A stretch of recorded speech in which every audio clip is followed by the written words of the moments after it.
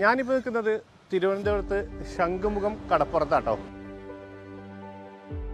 നമുക്കറിയാം ആഗോളതലത്തിൽ ചൂട് ഓരോ വർഷവും കൂടിക്കൊണ്ടിരിക്കുകയാണ്. ഈ ഒരു സാഹചര്യത്തിലും അവരവരുടെ ഡെയിലി റൂട്ടീനുമായിട്ട് മുന്നോട്ട് പോകേണ്ടി വരുന്ന ഒരുപാട് ആളുകളുണ്ട്, സാധാരണ മനുഷ്യർ. അവരൊക്കെ എങ്ങനെയാണ് ഈ ചൂടിനെ അതിജീവിക്കുന്നത് എന്ന് നിങ്ങൾ ആലോചിച്ചിട്ടുണ്ടോ? മീന് നേരം വന്നിട്ട് ഈ ചൂടിൻ്റെ കൂട് കൊണ്ട് മീന് നേരെ ആഴക്കടലിലോട്ടാണ് പോണത്. അതുപോലെ തന്നെ ഈ ചൂട് കൂടുന്നതോടുകൂടി മറ്റു പല രോഗങ്ങളും സ്പ്രെഡ് ചെയ്യാനുള്ള സാധ്യതകളും വളരെ കൂടുതലാണ്. അതിന് കംപ്ലൈൻറ്റ് വരാൻ സാധ്യതയുണ്ട്. പിന്നെ നമ്മളിപ്പോൾ വെള്ളമൊക്കെ തളിച്ച് അഡ്ജസ്റ്റ് ചെയ്ത് ഇതിനകത്ത് ഇവിടുത്തെ ഓരോ തൊഴിലാളികളെ നോക്കണം. ഒരു തോർത്തോ ഒരു മുണ്ടോ ഒരു തൊപ്പിയോ എല്ലാം വെക്കും. ഇതിനെ എങ്ങനെ സർവൈവൽ ചെയ്യണമെന്ന് പറഞ്ഞാൽ ഞങ്ങൾക്കും അതിനത്ര പരിചയമില്ല.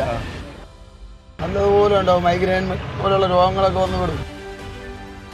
യു വി വന്നാൽ എന്താണ് ബാധിക്കുക, ചൂട് കൂടുമ്പോൾ എന്താണ് ബാധിക്കുക. അപ്പോൾ എല്ലാ ദിവസവും നമ്മൾ ഈ യു വിയുടെ ഇൻഫർമേഷനും ടെമ്പറേച്ചർ അലേർട്ടും ജനങ്ങൾക്ക് കൊടുക്കുന്നുണ്ട്. അത് കൊടുക്കുന്നത് ഒന്ന് നമ്മൾ മീഡിയ വഴി, മീഡിയയുടെ ഒരു വാട്സപ്പ് ഗ്രൂപ്പ് നമ്മൾ ഉണ്ട്. കൂടാതെ നമ്മൾ സാമൂഹ്യ മാധ്യമങ്ങൾ വഴി കൊടുക്കും.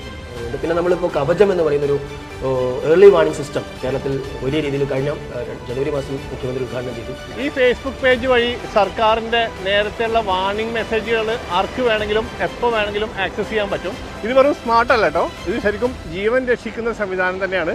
അതുകൊണ്ട് ഇത്തരം സംവിധാനങ്ങളൊക്കെ എല്ലാവരും പരമാവധി ഉപയോഗപ്പെടുത്തണം.